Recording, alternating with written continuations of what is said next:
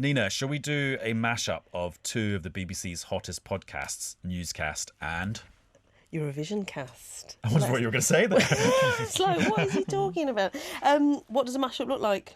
Well, there's me doing Newscast every day, and then there's you doing Eurovisioncast basically every day now. At the moment, yeah. And I thought we could just do the two together. Yeah, why not? Because the thing about how we look at the news on Newscast is kind of how you look at Eurovision on Eurovisioncast. Like, it's in depth with people who are just really into it, and it all just becomes a bit more like understandable by looking at it that way.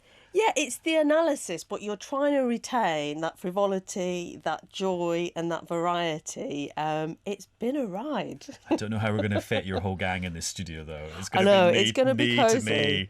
What will be lovely, though, is often we're in different parts of the country or the world. Måns is an international jet setter, so to have us all together with you as well will be a real pleasure. Happy to host. Thank you. Now, I'm just coming through the archives. Can you explain what's going on in this picture, please?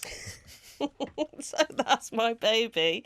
This was Eurovision night 2018. He is fresh. When I say fresh, he is less than 12 hours, I think, outside of Mummy's tummy, thrust onto the bed because Mummy was a bit distracted at that point because Eurovision was on. And did he become a big Eurovision fan as a result? You should see him now. So he turns 5 the night before Eurovision, and he's really excited about it. And I think a big moment for me was post-lockdown. We got the extended family together. He was 3, all the cousins were there, jumping on the tables, dancing to Eurovision. That's what it means to me. Well, actually, it's interesting you say that because you realise Eurovision is quite often a mirror to what's happening in the world. So it was a mirror of your life, but then think about last year, Ukraine and the Russian invasion. Think about the year before, lockdown. How do we do a Eurovision when no one can meet? What does it all mean? So actually, that's why it's just got a lot to it. And hopefully there'll be a lot to this special mashup episode of Eurovisioncast and Newscast. This is Eurovisioncast. Eurovisioncast from BBC News. Hello, it's Adam in the Newscast studio. Hello, it's Nina, let loose from the red sofa and Eurovisioncast HQ in Salford. Lovely to be here. Hi, it's Måns Zelmerlöw. Hi, it's Ngunan Adamu. And it's Daniel Rosney, and this year's Eurovision slogan is United by Music, but today we're united by podcasts. Thank you for coming into my studio and making everyone realise how small it actually is. It is quite small. Cosy. Very, very cosy. Intimate. Is everyone touching knees? No. What better way to celebrate Eurovision than with the knee-touching, personal space-invading podcast party? Then an awkward, sweaty knee touch. Yeah, lovely. Nice to be here. Yeah, well, thanks for coming in. I mean, it's quite a momentous moment. I mean, I'm a big Eurovision fan, and I knew that it being in the UK would be exciting, but it has surpassed my expectations for just how kind of infectious it's all been. And also in Liverpool as well. Goosebumps. I'm so happy because it feels like Britain actually cares this year, and I've been longing for that the 7 years I've lived here, to feel that people care. Did you think that actually there was that just untapped love for Eurovision? It was just waiting to be tapped, or actually has something changed as a result of this year? I think it was just waiting to be tapped, and I think Sam Ryder did that. He showed everyone that it's not just the kitsch of Eurovision. There's more to it. It could be an amazing stepping stone for contemporary artists as well. We feel like we're ahead of the game, like we have been for decades. We've loved it for such a long time, and a lot of the naysayers are now being swept up, getting on board, but a big part of that is, of course, this year's entry. The pressure is on for May Muller. Sam set the bar so high last year, and what we talked about a lot on the podcast, Adam, as I'm sure you know, is people say, oh, it's all politics, people decide based on which nations they like most, and Sam absolutely blew that theory apart. But what it means for May Muller, who's performing last, is the pressure is on to meet that bar. You know how I know Eurovision is now trendy in the UK? Liverpool taxi drivers are talking about it. When I was going to the train station, the taxi, and I told him about Eurovisioncast, he was like, he actually said I was one of those people that was like, oh, it's a joke. But this time he was like, oh, I can't believe it. It's amazing. I thought, oh my goodness, taxi driver said it's amazing. I was in a taxi and they were asking about May Muller, and I've never known that in the run-up to Eurovision. People who don't follow Eurovision in a way that I do, they're just ordinary people. Weeks and weeks and weeks ahead of the contest, are asking about the UK entry. And I think it is going to be really interesting because we know that she is closing the final. We've known that for a while. And people always say the better result you get, you know, it depends on where you are in the running order. And if you're towards the end of it, you do tend to do much better in terms of the points. So closing it, it'll be fresh in the minds of people watching at home. You know, 160 million people will probably be watching her performance for the first time on Saturday. Whereas I guess for all of us, we've been watching the build-up and the pre-parties, which are these events that happen across Europe in the run-up to Eurovision week. And, you know, she will have to convince those people on the night to pick up the phone and vote for her. And I think we should be realistic here that May might not win this. She, well, I think it's highly unlikely that she will. I'm in denial about this one. Okay? I'm just looking at Realist, Also- she's bashing us over the head with the truth, and we don't want No it. matter if she goes Also, out last. last week on Newscast, we were doing loads of coverage of the English local elections. Bear with me on this. And it's like, you sound slightly like a politician from the losing side the next morning, putting a brave face on a bad set of results. I just don't want us to feel that, like, now that it's exploded in Britain, I don't if May does badly, I don't want it to stop there. I want it to keep going. And I think that if May gets on the left half of the scoreboard, that would be sensational and very, very, very good. Måns, what does May Muller need to work on? I think the song is quite good. I think that I've seen some of her earlier performances from pre-parties. We both have. And I think she should focus on singing and not do that much dancing. Oh. And Daniel agrees with me. I know. Really, Daniel? Do you agree? I have been on nights out where it's come on and people dance, which is a good thing.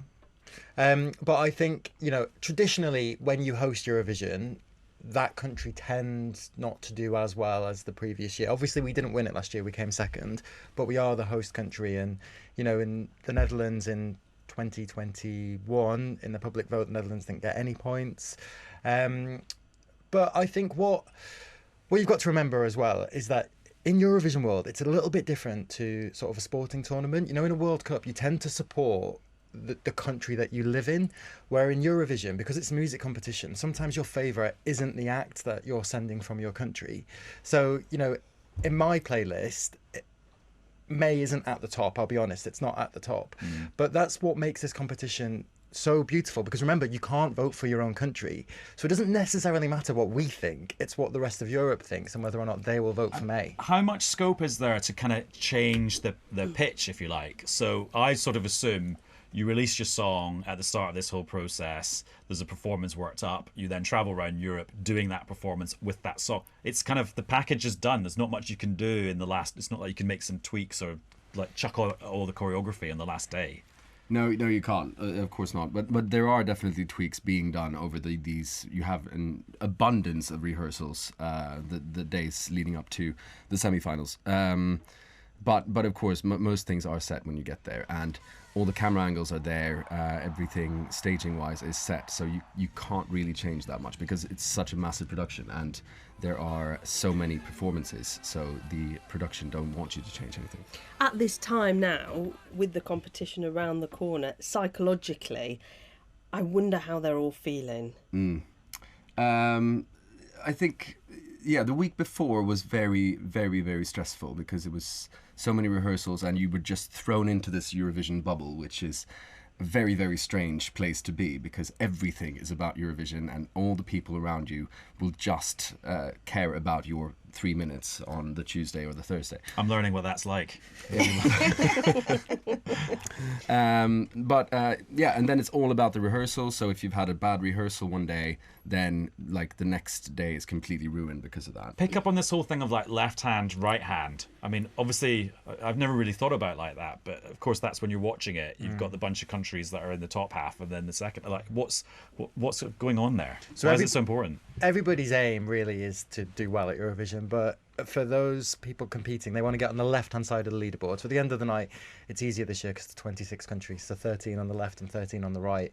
And the success tends to be if you're on the left-hand side of the leaderboard. Rather than top 10, left-hand side is the aim. And, you know, other countries, you know, they build year after year to try to do well in Eurovision. the BBC had this big plan over a course of a number of years to change the narrative, but they managed to achieve it 1 year last year with Sam Ryder. But other countries who haven't won it for a long time, they are building up to try to win it. So getting onto the left-hand side, getting top 10 and then maybe winning. Does that mean some bosses somewhere know who the entry for the UK is probably going to be next year? And maybe even the year after that? I spoke to the person in charge of the UK act backstage last year, and they had already begun the process at that point. So I shouldn't be waiting for a call. It's too late. But speaking of which, which countries are due a win now? Because that's normally how you speak about it. Spain's not won since the 60s. Spain hasn't won since the 60s. Malta's never won. Reached the left half quite a lot, haven't they? Yeah. France hasn't won for a very long time. Yeah. If you listen back to some of the previous pods, we talk in quite a lot of detail, don't we, about how you managed to get on the left-hand side. Also how the UK selection process works. If you're listening to Newscast Eurovisioncast to this episode, please have a listen back on BBC Sounds. Loads and loads of detail there. And one question we get from our Eurovision casters, from the audience quite a lot, is what is it like to be there to perform and to be in the elite crew of people who've won it? Thankfully, Måns Zelmerlöw, Eurovision winner, is here. And has not been asked this question a million times over the last 7 years. He never mentions it. Blows like a winner. No, it's one of the best experiences of my life, obviously, but it's so hectic during those 2 weeks that you kind of forget and you can't really be in the moment because everyone is counting on you. You have the weight of your country on your shoulders, and I don't remember that much from Vienna in 2015. Really? It's like on your wedding day where it all just flashes by and you're like, that happened and I was in the middle of it, but... Very much so. And I remember, like, after my first rehearsals, or just leading up to the semi-final, I was so... there was so much in my head, and I couldn't... I'd forgotten to have fun on stage. Oh. So in the end, when it came to the live show, all they said was, like, the people, the Swedish delegation said, just go out there and have fun. You know this now. You don't have to think about anything. Just have fun. Well, the good thing is, by the magic of podcasting and television, we can remind you of that moment. Yes. We are the heroes of our time. Heroes. But we're dancing with the demons in our minds. Heroes. We are the heroes of our time. Heroes. But we're dancing with... Now, Daniel, what I'm actually now realising, looking at Eurovision as a professional rather than just an observer, which is what I've been in the past, is it's kind of reminding me a bit of Formula One. And like in Formula One, it's like tweak, precision, this, that, pit lane, blah, blah, blah, blah, all adding up to like this big moment. Is that a good way of looking at it? I think definitely in terms of the stage setup inside the arena, because when an act performs, they've got 3 minutes on stage, but then there's less than a minute to get that stage setup off, get the new one on. So for about 5 or 6 weeks ahead of this week, they've been practicing that in the arena. So it is like Formula One. And one of my favourite things that you don't get to see on telly, it looks like ants running on stage, and they're tearing down lights. They've got ladders up to bring down, podiums and that kind of thing, and that's really exciting. And it is the world's most complicated entertainment production because of just the intricacies involved and the fact that 37 artists who will be performing at the 2023 competition all have their own individual stage that they're bringing. When we had Sam Ryder on the podcast, he kept saying, like, his mantra was, whatever happens, make sure you enjoy the moment, which you said is not that easy, but here's what he said when he came on. To be invited and have the opportunity to do something like that, if you were nervous walking onto that stage, you would miss it, because it's 3 minutes, your performance, and you'd walk off, and I know what it's like to be nervous before a gig. It flashes by in front of your eyes, and you can't remember it even happened by the time you walk off, and what a shame that would be. So spiritually, like, I really sort of wanted to build up my armament against that, and the way I did that was to kind of build upon focusing on the excitement rather than the nerves. I feel that Sam Ryder was just what Britain needed for Eurovision and what Eurovision needed from Britain. I think that he was such a good match for everyone, and he's done so much for the contest here. And I think one of the things we have to remember, it was right guy, right song, right year. And if Spaceman had been in a different competition a couple of years previous, he might not have got as high as he did. And that's what the danger, I think, is that everybody's now going to assume that the UK is always going to get into the top 5. But it depends on the competition that year. You know, some songs will just be better than the UK's as we go on. There's a lot of management of expectations, isn't there, for the UK entry? And there's nothing wrong with that. I think it's needed. There's a lot of expectations for every episode of Eurovisioncast. For example, when is Ngunan's mum going to pop up? Asking a trademark question. And the answer is no. This question is for my amazing daughter, Ngunan Adamu. What should you say and do in Liverpool if you want to get a feel for the greatest city on planet Earth? There's a lot to do in Liverpool. So from St George's Hall, from when you come out, St George's Hall is facing Lime Street Station. It's already cornered off, so people need to get tickets to go to any of the events there. Then you've got the docks, the Euro Village. Then you've got Camp and Fairness, which is hosting the Euro Club. There's loads going on. So the City Council is right behind Eurovision, and they commissioned 24 events, acts, and 19 of those are 19 of those commissions are partnered with Ukrainian organisations and Ukrainian artists. Now, yesterday I heard someone saying this is the first time that they feel stuck in terms of where to go. Normally, I don't know if this is true, Daniel, when you go to a hosting city, everyone knows this is where you go, this is what's happening. But for Liverpool, there's too much happening. I think that is partly true. Like when you get out of Liverpool train station, which is where a lot of people will be arriving when they first come to the city, it is everywhere. Yeah. And in the other Eurovisions that I've been to, the arena is outside of the city and the fan park is outside of the city. It's spread out, but everything is together. And that's why Liverpool now has a fever. It's got a Eurovision energy that I've never experienced before. That's Even really the bus stops. exciting. The bus stops have got Eurovision signs. Our lampposts have got Eurovision flags. We already have volunteers on the streets right now. So as soon as you walk in, drive in, do whatever. There's Eurovision. Just don't take the train Friday and Saturday. Don't take the train. But there's Eurovision volunteers. There's a Eurovision shop. There's 2 Eurovision shops. Like, the city is in a chokehold with Eurovision, and I don't think Eurovision is ready for Liverpool.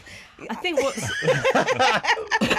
what's really beautiful as well is everybody you speak to in Liverpool, and when you go there, the notion that we are hosting this for Ukraine, it's not just in partnership with, like, we are hosting for them on their behalf. Everybody's aware of that. It's more than lip service, isn't it? People talk about it. Whenever they talk about Eurovision, they're like, but it's Ukraine's competition.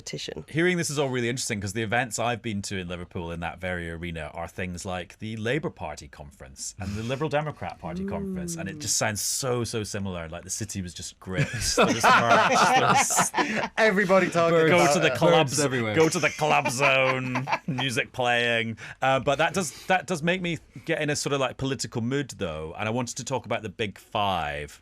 So, Daniel, just explain why the Big Five is a thing. France, Germany, Italy, Spain, and the UK. And they all pay a little bit more to enter Eurovision. So every country who takes part has to pay a fee. And because they pay a little bit more, they automatically just get a place in the final, which is why we've not been seeing them this week in the semi-finals. And then if you host it, because you normally have won it the previous year, you also get an automatic place in the final. So this year we've got the Big Five plus Ukraine, who haven't competed this week. What's interesting, though, Måns has said on a previous episode available on BBC Sounds, is that if you miss out on that semi-final experience, actually you're missing your own dress rehearsal. So as long as it goes well, you've missed that opportunity to get that out of the way so that you can truly enjoy the big night. Yeah, and I think that many of the countries don't have their national selection shows either, which is also a very good dress rehearsal for Eurovision. So if you don't have a national selection show and you're not part of the semi-finals, you're one of the Big Five, then I think getting on that stage for the first time in front of a live audience that big on the Friday night could be quite a lot. Especially for May, who comes at the end. And I think in years gone by, because the semi-finals haven't been on BBC One and the UK hasn't really paid them much attention because the UK hasn't been competing, they've not bothered about them. But other countries and other people watching in those other countries on the final will know some of the songs from the semi-finals. So for the Big Five plus the host city plus the host country, they might be unfamiliar with that song because they've not heard it 2-4 nights previously. Can I just ask you a question about your performance in 2015? Presumably when you competed in Sweden, you were like, this has to be my best performance of this song. You then win your Sweden show. Yeah. Then your semi-final, this has to be the best performance I've ever done. You then win that. And then the final, how can you keep topping it? How do you know that it's the best performance? You're actually quite tired of your own performance when you get to the final, because you've done it so many times. But you do small tweaks, just like Formula One. And I had so many small details in my performance, like my hand needed to be there and not there. And Really? And it was that much of a difference? Yeah, it really was, because we were doing something. We were doing 3D mapping behind me, so it needed to be. I was capturing a light stream into the palm of my hand, and my hand needed to be in the exact spot so that I would catch it. Say a word, don't make a sound. It's life's creation. We also changed in Sweden. My stick man he flew off with an umbrella in Sweden, and for Eurovision he flew off with a balloon. Did the stickman have a name? His name was MP Måns Petter, my younger self. It was so slick, Måns. Thank you very much. Slick. It's unbelievable. So good. And I hate to ask like the dumb question about, is it all just politics? But I just wonder to what extent it is now that people watching and voting just vote on the quality of the song and the performance, and it's like a genuine talent show as opposed to like an old style Eurovision thing where like the Euro bit became kind of like a thing. And actually, it's an impossible question to answer, but it's an interesting one to discuss. And lots of people have said to me, is it a dead rubber? Is it a Ukraine definitely going to win again? I don't think that will be the case, though. No, I don't think that will be the case this year. I feel that Kalush Orchestra last year was more. You felt the war more in Kalush than you do this year in, what are they called? Tvorci. And I think the politics will still be there. The neighbouring countries will always vote for each other. Cyprus will always give 12 points to Greece and vice versa. But and then everybody boos in the arena. It's so good. It's so good. We love you, Malta. I think a great performance, a great song overrides that completely, though. I think that Sam Ryder showed that, and that's why I'm hoping that we've closed the It's All Politics book for forever. And Daniel, just remind us how the scoring actually works, which I realise is like a very short question and a very long answer, but because it has changed a bit over. And if you haven't watched Eurovision for a few years, the experience of watching the results coming in has changed. So it's still long. Yes, exactly. Which is to some people is great. I think that might be my favourite bit. The spreadsheet bit, yeah. So we will have already seen this week that the semi-final voting has changed. That was a complete public vote, whereas in previous years there's been a voting split between jury and their music experts. So what we'll see on Saturday is that the vote is pretty much 50-50. So all 37 countries competing, they will have a public vote, and they will also send a jury who votes the night before in one of the final dress rehearsals. And they're music critics, and they're judging based on the song. It is a song contest. I'm sure some of the performance does influence how they vote, but for the first time this year, the rest of the world will have a vote in the public side of things. Right. And that will count as one extra country. So we're not talking about tons and tons of extra points. The rest of the world will get an extra 12 points, 10 points, 8 points, 7 points, and so on. But the way, the tally of how it works, if you think that on Saturday there will be 26 countries competing, you can only vote for 25 because you can't vote for yourself. So each country gives the points based on who is in the top 10 of each country in the public vote and the jury vote. Are you with me? You've got to think of it as a combination of first past the post and PR, proportional representation. Yeah. What an amazing compromise. They don't give the point chunks anymore from the public vote. Yeah, that will still happen. That will still happen. So on Saturday, we will get the jury votes when we go across Europe and we ask Romania what your points are. But then at the end of the show, we will also get the big chunks of the public vote, but that is those 12 points, those 10 points, all added together. And the main thing is, like, the first chunk of voting, the table looks like this, blah, blah, blah, blah, and then the second half of voting, the table can go blah, blah, blah, blah, blah, blah, completely different. That's when it gets really sexy, when people have usually had too many cocktails as well. So at that point, you're not really analysing the voting system. We're getting to the end of this special collaborative episode of Newscast and Eurovisioncast. But Ngunan, I wanted to end by talking about the halftime show. So in the past, it's been Madonna, Justin Timberlake, Måns Zelmerlöw. That Riverdance. was a good year. This year. It was a great year. Sonia. Not just songs. I know. I was being...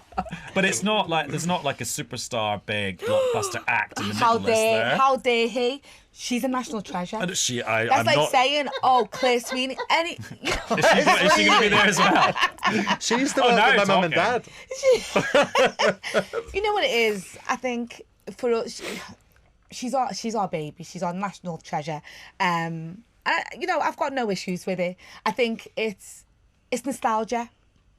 And I wonder if she'll wear the same jumpsuit. It was a jumpsuit, wasn't it? It's before my time. Yeah, it was a jumpsuit, a purple jumpsuit. So I wonder if she'll wear that again. I think it's more nostalgia than anything else. Who's Sonia? What an endorsement.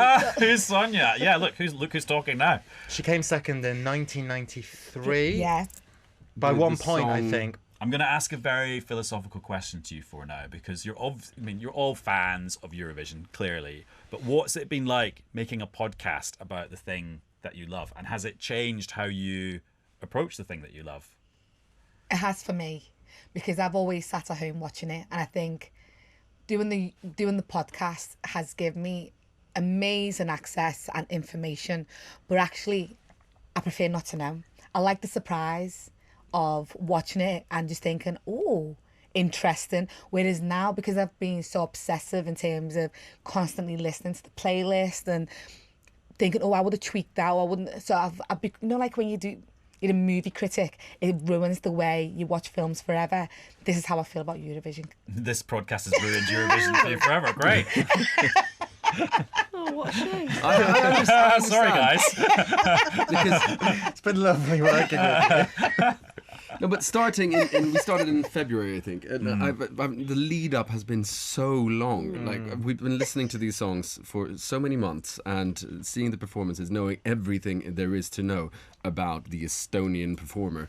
And everyone else, for that matter, and yeah, it's been long, But it's been more than just these songs as well, because on the podcast we've been looking at how different countries choose their artists. So we've been looking at some of the songs that then didn't make it to represent those songs. So for me, I've been very lucky. I've been jetting around Europe and going to some of these national selection shows and these pre-parties, which are concerts that happen in the run-up to Eurovision.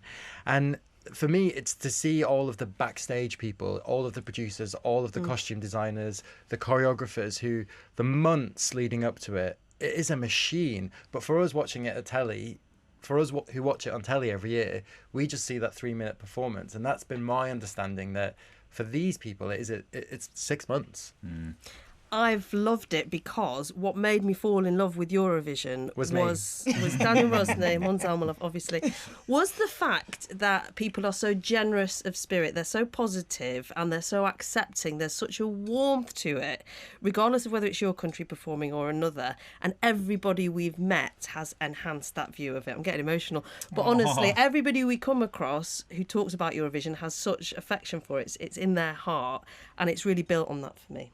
Well, thank you very much for informing me way more than I ever knew was possible over the last few weeks. And I look forward to dining out on all your factoids when I'm watching the final on Saturday.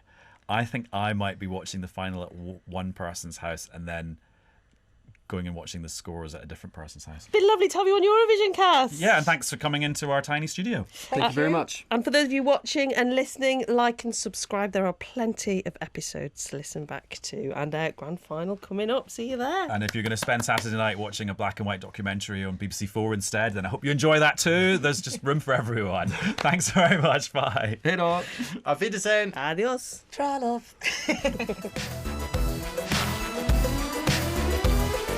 This is Eurovisioncast. Eurovisioncast from BBC News.